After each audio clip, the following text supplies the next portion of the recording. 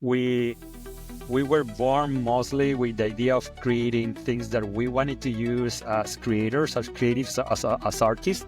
No one was asking for a video model, but we thought there was an important thing that we should focus on. I think this idea of having a 2-hour movie generated is coming soon. It's maybe even coming this year.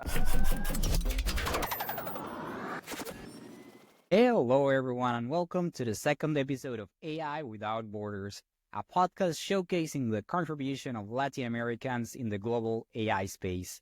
I'm thrilled to have Alejandro Matamala, co-founder and chief design officer of RunwayML.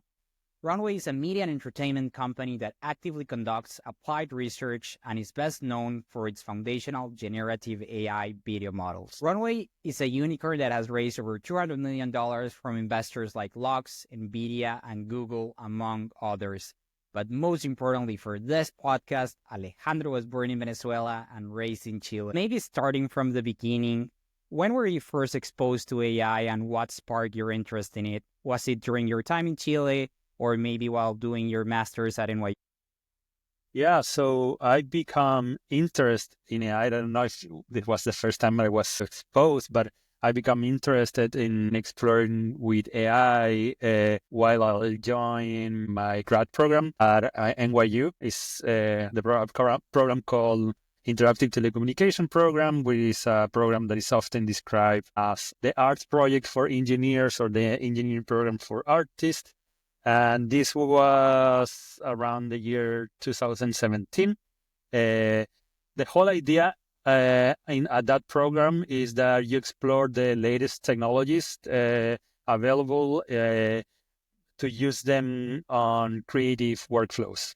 So when we started the program, I guess the big thing was VR. Everyone was doing things with headsets. I think Oculus had this one. Mixed reality was a thing. But we also start reading and seeing the developments in the AI space. And then when things like attention GAN, I think the first like generative models were released, we were like, me and my co-founders, I guess, we were all very excited about the capabilities or the early capabilities of those models. And most of our time at NYU, we spent exploring AI applications for creative workflows, like building tools, building projects, building things that we could use for our projects or for our workflows. And then we ended up building the tool that we wanted to use, and that translated into Runway. Oh, that's an awesome story. Like now in hindsight, it looks like an obvious decision, but at the time, it definitely wasn't. And likely NYU played an important role in that journey. Jumping to the company, recently your co-founder shared a very interesting tweet stating that Runway is not an AI company, but a media and entertainment company. Can you expand on that idea, especially as people see you as a research company competing with OpenAI, Sora, and similar companies? What makes Runway different? Yeah, so as I just shared, we got started this program at NYU, which was part of the art school. It was part of TISH, the art school of NYU, and that's not a casualty, because that's where we come from. I come from a design background. My other co-founders that also have a design major and work in creative industries.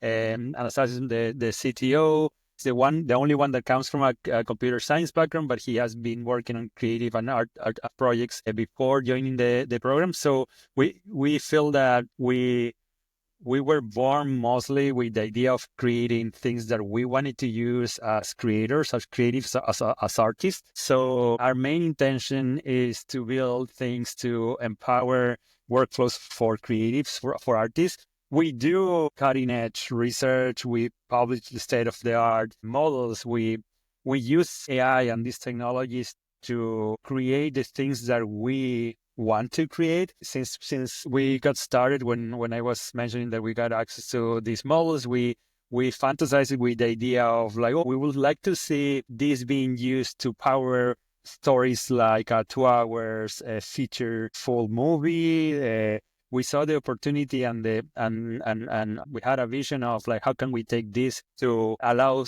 creators from every place in the world to use this to create the stories that they want to tell. So those are our motivations. We wanted to work on this to empower creators to build the tools that we and others wanted to use, rather than wanting to work on this purely because of the technology or because we were excited about this technology. We are excited about this technology, and today our research team is one of the biggest team within the company, and it's like the best researchers. They are the best researchers in the world to work on this field. But our motivations have always been working on this with the motivation of empowering people to tell stories and to create art. In a way, we measure success in how many movies are we going to be able to create, how many stories are people going to be able to produce. Because if we ended up in no stories or no new movies, I don't think we will consider ourselves like that we had any success at all. Like, we're building this with that in mind, and that's why we decided to frame the company that way, because that's the main and primary motivation behind what we're doing. That's great. And maybe following the line of the tweet, so you recently shared a very interesting tweet about the shift from prompts to knobs. Can you share more about how Runway is reimagining the evolution from just text prompts to using other types of inputs to use generative AI models? And maybe you can share more about the concept of how Runway is like the evolution or the new camera. Yeah. So we have always designed the things that we create, both on the research side and on the application side of things, in a way that allows users to have full controllability over their outputs. And that's crucial for the type of users that we're building today. That means that today, when we released the first commercial video model to the world, there were not other options to use, right? Maybe there were some other open source things that that you could run on your own, but you needed to have access to those and learn how to run them, etc. But today there is a more wider options. There's more options to try to generate videos, right, from a text prompt or from an image. But we believe that that's not, there is way more than a creative needs to use those outputs within their projects. That's why I was tweeting that system prompts to more creative knobs. We believe that we need to allow artists and creators to have granular control and a lot of precision in the outcomes that these models perform. It's not enough to have a model that can have higher fidelity, better resolution, that looks great. But if you can't control and have full precision of what you want to create or how you want to tweak this generation, then it becomes useless like a generation. So the way that I like to say, at least on the application or the interface layer, is that there's some new ways that creators can create content, right? One of these is like writing an idea through a prompt and getting back immediate feedback of that idea in the form of an image, in the form of audio, in the form of video.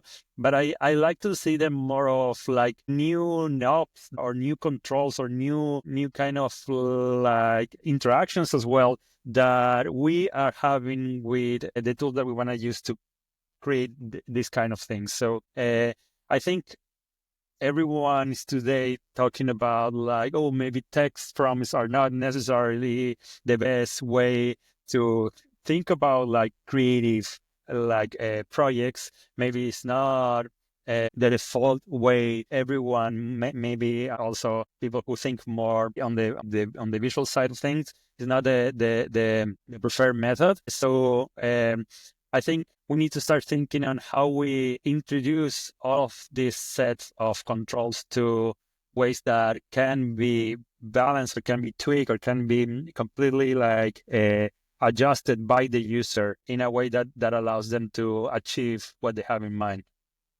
I absolutely love that because I feel a lot spoken about the foundational models and not is enough about the user experience, which I consider as equally, if not more important. And I'm curious from the customers you have, what has been the adoption curve and the level of education that you have to do with them and all the things as you think about product roadmap, how do you balance between kind of creating interfaces that your users in many ways are used to, but at the same time creating new things that maybe they have not thought about, but that this new technology is enabling now? Yeah, I guess it has changed over the past years. For those who don't know, we started 7 years ago, so we have been here for a, a good amount of time since this last wave of AI explosion in terms of products and research and all of that. So we have seen how different kind of users have come to our tools or to use our products with different kind of intentions. And when we started, most of our users were coming from R&D departments, from like creative coding, and the main intention was to explore what's possible. What am I going to be able to create with AI, or how can I push the boundaries of like these models that I'm reading and things like that. 7 years later, the intention today is like, how can I use this in production? How can I use this for something that can help me sell more stuff, that tell a story, that create a movie, that create a short film, and we have had to adapt our product offering to that as well. So I will say at the beginning, intuition played a big role on like the things that we wanted to create, because we believed that they had potential to empower creative workflows. Like, no one was asking for a video model. There was an important thing that we should focus on, and that would unlock a lot of new possibilities. Video models exist.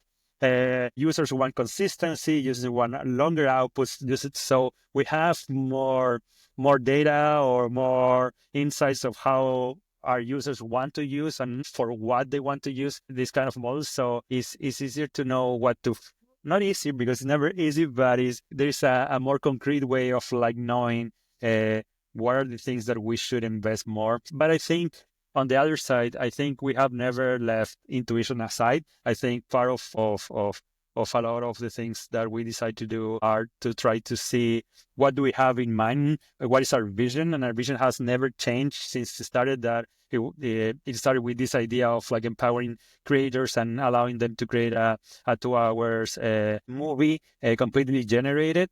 And I think everything that we do is creating more pillar points towards that. Every step that we make, every move that we make we ask ourselves, does this help us towards that vision of like being able to create that suite of tools? So there's part of intuition, part of vision, and part of what we're gathering from what we're hearing from our customers or users. I love that you're touching this point on intuition. And one of the things I wanted to ask you is, do you think intuition is something that you're in many ways born with, or is something that you can acquire? And I'd be also curious if there's been any areas where intuition has failed you in Runway, and maybe what have you learned from those experiences? Yeah, I believe that intuition it requires practice. I think you can improve it. I think you have to have the willingness to keep trying. I think some things will not work as you assume, or you thought that they will work. But I think if you keep asking what if and what will happen, or what if we do this differently, or never stop like questioning, you can nurture, you can improve that skill for sure. I don't think it's something that maybe there's some people that are born with, maybe I wouldn't say better intuition, but that with a bigger, more grown skills in that direction. In regards of Runway, I mean, we have changed a lot the product. As I said, the vision has not changed. We have never compromise the idea that we want to build tools that artist creators will use to create stories that they were not able to create before, or maybe to create more ambitious stories. So this touches like people who are working in Hollywood that now can make more ambitious projects in perhaps less time, or maybe work on multiple things at a time. That's one of the great things about working with artists, that artists and creators are not people who have one idea. They have multiple ideas, and sometimes they want to do or try to pursue many of them at the same time. So being able to not just concentrate on one, but also try to explore some other stuff has been super great to see. But as you said, we have changed, and I think we have taken some decisions in the past that maybe didn't work as we expected, that perhaps we are not pursuing anymore. But I don't think intuition there was paid us it was like a bad move. I think we learned a lot. As long as we keep learning based on the things that we were trying, I think I see all of those decisions as things that help us be in the place that we are now. I love that mindset. And definitely, as you mentioned, intuition, at least from the investor standpoint, that open-mindedness and constant curiosity, I feel, are super important. And even more nowadays where everything is moving so fast. Maybe changing gears and jumping a little bit more to the technical side. So as you mentioned earlier, one of Runway's goals is to be able to generate like a full 2-hour movie. So currently the platform as it stands, it's focused more on like short-term content. What are currently the main bottlenecks for reaching that 2-hour goal? Is it compute? Is it training data? Something else?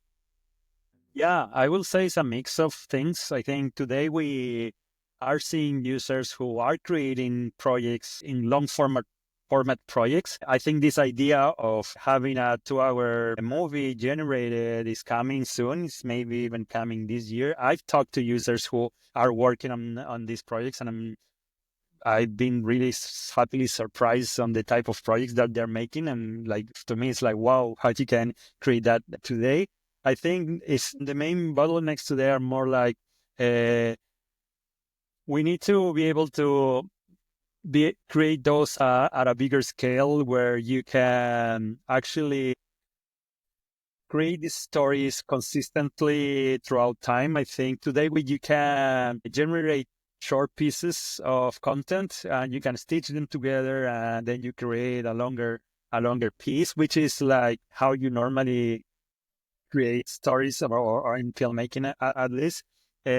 We have the capacity to longer outputs, but I think we have also learned that that's not necessarily how our users want to create this or have this or have these workflows. There is a lot of like iteration while you are creating these scenes, and you want to have a quick feedback of how the generation is looking, or what are the changes that you want to create. So even though if we had the capacity to create a 10 minutes generation, I think it is and we know because of feedback from our users, it isn't really important to have a snippet of that generation available to you to see if like that makes sense. If you want to redo it again, it's much like directing a scene. Like scenes directors are directing the scenes multiple times until they get the one that they want to use. I don't think we believe in this idea of like, I want to provide you something and give me 10 minutes of a few scenes already ready for you. I think knowing that as an artist myself and as a creators and how creators work, there is an iteration process. There is a conversation with the tool, and I think that's what we believe happens today with this short form piece of content. But I think there is a lot that we need to improve. We need to get better consistency. We know that sometimes these models struggle with complex camera movements, with complex body motion, with physics, things that happen in the real world. And I think we need to keep improving what our models can perform so users can create longer pieces of content that are coherent and consistent over time.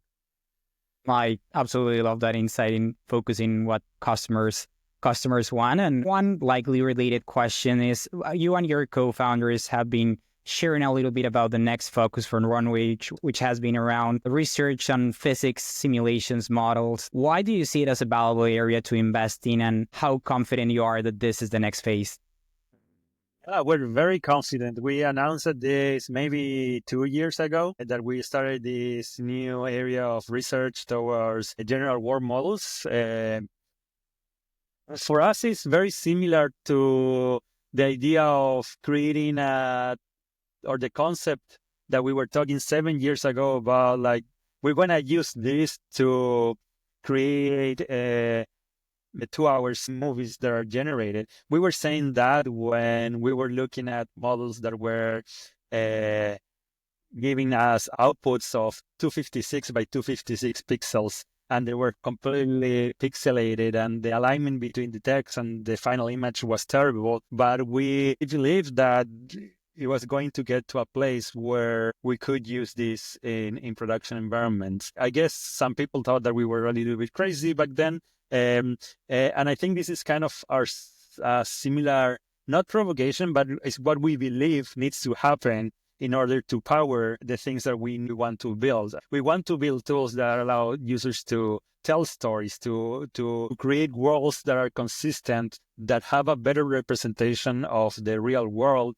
and that can persist and that can be used in this type of projects. So, as I said, we know that our current models sometimes struggle with some kind of like generations, like complex camera movements and complex body motion and stuff like that. As we get to models that can have a better representation of the real world, at least on the creative side, we're going to be able to use that in our favor of the storytelling, to allow users to use those capabilities to generate things that are in line with the things that they have in mind, and that they can persist within all of the other scenes that are created within their projects. I think that's purely on the creative side of things. I think we need to get to that type of models and that can perform those kind of like generations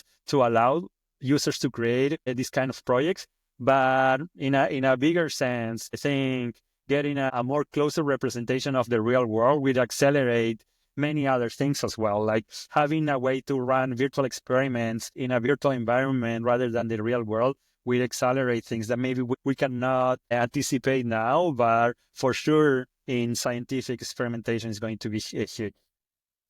And maybe touching on that line, I'd be curious, so if indeed you manage to get to that point with the physics foundations models, and even with the models you have today, any thoughts on expanding to other verticals, or are you fully committed to the media and entertainment industry?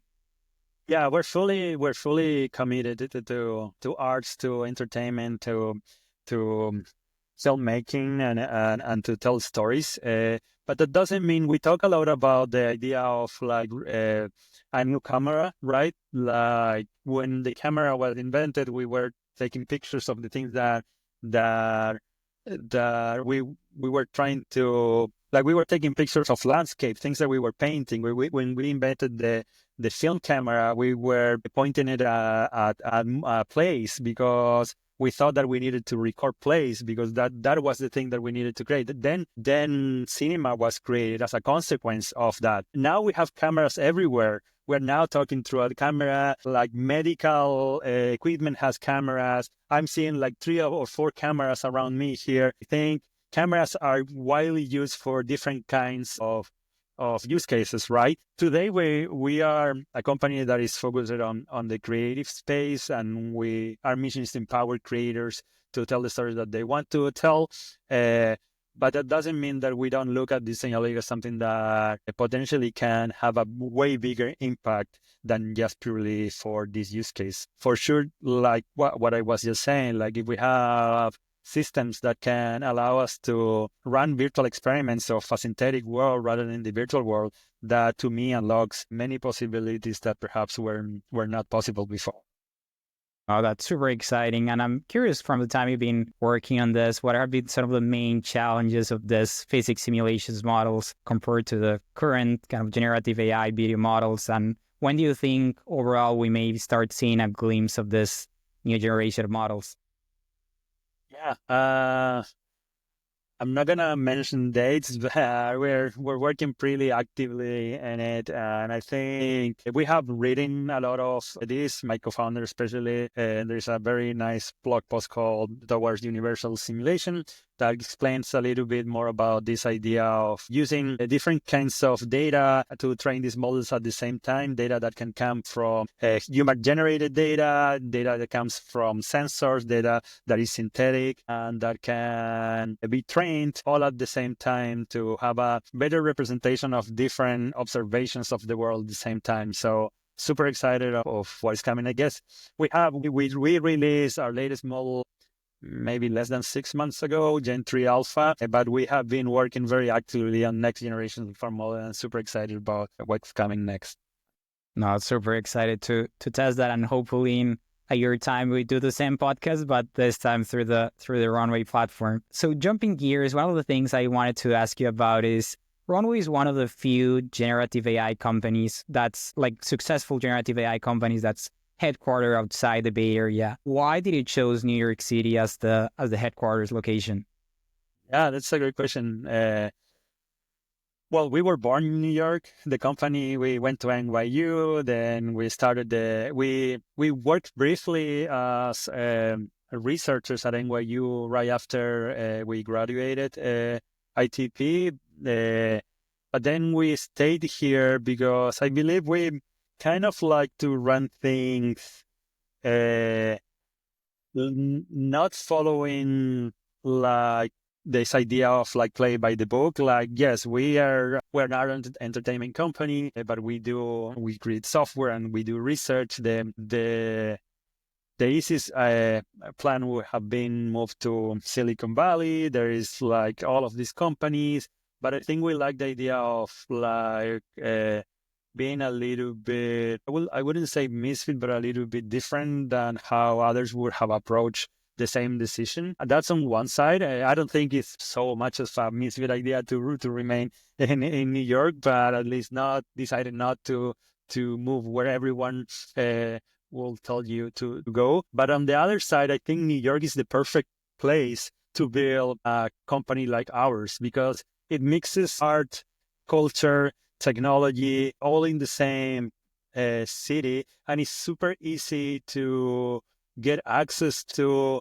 users' feedback and also to talent. But if we want to talk to an advertising agency, if we want to talk to a filmmaking production studio, if we want to talk to a designer, you can find all of them in New York, and you can schedule a meeting, a coffee, and get feedback like right away. For another maybe place that we could have moved was LA, and I think we have a strong presence there now. But New York is also a big city in terms of filmmaking, so I think it makes a lot of sense for us to stay here.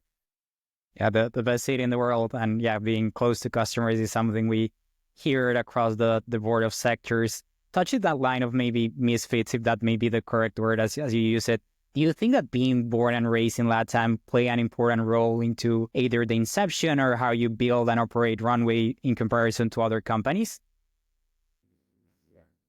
I think it played an important role in a way that, well, we are two founders from Chile and one from Greece. I think, I don't know if this is true for everyone, but I think coming from LatAm, one of the things that you learn is that if you want to build something, you just go and do it. Like so many times, often every time, projects in LatAm lack of like resources, budget, and things like that. And if you are really committed to an idea and really wanna pursue it and try to make it in a good way, I think you just go with it and find ways to do as much as you can with the less possible. I think for us, I think that maybe it showed up mostly at the beginning. I guess even before we raised our seed series, I guess we approached it like building our demo tool like as it was like a big thing, and we were all in, and we put all of the things that we could try to make it feel like a product that was real, that didn't come from these 3 students working on the department and apartments. It's more like the way we're going to allocate whatever we have to make this as a something that maybe some other people will think that is like a major company. And I think coming from LatAm, and I ran a design studio in LatAm and another startups, you build that muscle of like doing a lot with very little, and that you don't need to find resources, you don't need to raise money to actually do the things. You just jump into doing them and try to do them the best way that you can. And think knowing the talent that we have in LATAM, I think people build that muscle really well, and they can achieve really impactful things. 100% constraint is the mother of innovation. Related to this point, so before the episode, we spoke about how the 3 of you being migrants, you're more open to hiring globally and internationally, sponsoring in the case when people want to join the team in the US. I mean, I'm curious, what are your thoughts on the technical talent as you compare like the United States and Latin America, and more specifically in AI? Yeah, so at least and here in Runway, we have maybe less than 10%, maybe less than 5% comes from LATAM. But I think the talent is there. For us, it has been more of a difficulty to find the talent than believing that the talent is there. I also, when we talk about LATAM, sometimes LATAM is considered like, oh, because you are from LATAM, you know how every market operates, how every country operates. I think I come from Chile, and I have very little idea of how things work in other countries. Maybe I know better in Argentina because it's our neighbor, but I know less about, for instance, Colombia or Ecuador. So it's hard to get enough insights of like how to penetrate that for searching for specific talent. So I think there is something there that needs to be solved if we want to treat LATAM as a group, as a place where we can search or find talent through the different countries. But I think the talent is there. Knowing from Chile, I think a lot of like projects that I'm following, I think they're great, and for us, we have always considered talent from everywhere, and it's because we know that talent is going to be anywhere. Sometimes they haven't had the chance to come for different reasons to the US, and we know how hard it is to come to the US when you don't have a secure job or when we don't go to school. But we know that we can find them in any place, and because we have gone through all of the visa processes, we are a little bit maybe less afraid than others to help them to go through that process when we find someone that we want to work with. No, that's absolutely amazing. And yes, Latin America, it's such a land of opportunity. At the same time, it's very challenging. As you mentioned, it's a very large market as a whole. Every market, although has similarities, has also some difference. And yes, around AI, I do feel optimistic about the longer term future. Short term, I still feel like there has to be more communities that get these groups of great talent together, but hopefully that's going to change in the next couple of years. One area that I wanted to cover that doesn't get much attention is the resources you give to creators. So you launched a film festival 2 years ago and have a fund that invests in movies that maybe many people don't know about. Can you share why you decided to support these initiatives? What benefits have you seen? And also overall, if you can share more with the audience about them. Yeah, for sure. So we we are an art entertainment company. We do research. We create state-of-the-art models, but we also believe that we're not going to succeed if we don't uplift the creators who are using this kind of technology, this kind of tools to create the projects that they are creating. So as a company, we believe we have to support and distribute the work of people who are using this to create different type of projects, and we need to share them with the world. So we have different initiatives. Our larger one is an AI film festival that we started maybe 2 years ago. This year is going to be the third version, which is going to be our largest version, both here in New York and LA. And the main idea is to yearly sit down and celebrate and watch what our users, not necessarily our users, because we're not asking for exclusiveness of Runway usage. It's like more embracing the use of these tools and to celebrate the work of them. Like at the end, as I said, we are building tools for artists to use. And if we don't celebrate the work of artists, who will? So we sit down and we watch this work by a lot of our users. We also go a little bit deeper in processes. We have a magazine that we call Telescope, where we don't just showcase their work. We also go beyond that to ask them how their process is changing using these tools, and we like to learn how they're using the tools, how they're incorporating this as part of their workflows, and we document that in the form of a magazine, and we do some other print material as well to share with the world. And now this year we're focusing on creating bigger and larger productions. So we created a fund that we call the 100 Fund. That the main goal is to fund 100 films that are created using artificial intelligence as part of their process. And the idea here is to allocate resources for people who need some capital to execute these ideas. And these projects can come from people from any place in the world. We believe that the best stories have not been told yet, or we haven't seen the best stories. And I think we also believe that these stories might come from any place in the world. So as we were talking before, maybe in LatAm, working on projects with sometimes a lack of resources, we want to put this as a way to demonstrate that now everyone, any place in the world can actually commit to create these projects or create more ambitious projects. And if they need some help to execute them, this idea of the fund is where it got born, to support those initiatives. I absolutely love that. So to close by, I would love to do a quick fire round, short questions, and you give me your quick thoughts. Are you ready? Yeah, that's it. What other founder, operator, or research from Latin America do you admire the most that it's working or building in the AI space? Maybe I'm biased here, but I've been following a lot the work of my previous co-founder on another startup that I have. That he's been pursuing a lot of systems like agentic AI systems for healthcare, specifically for allowing patients to get quicker and better access to healthcare. And I think they're doing a good job in connecting patients and healthcare providers, at least in Chile, from what I know. The company is called Zero. That's a good one. What is one trend that you think it's under hype in the generative AI space currently? Under hype. I think generative UI.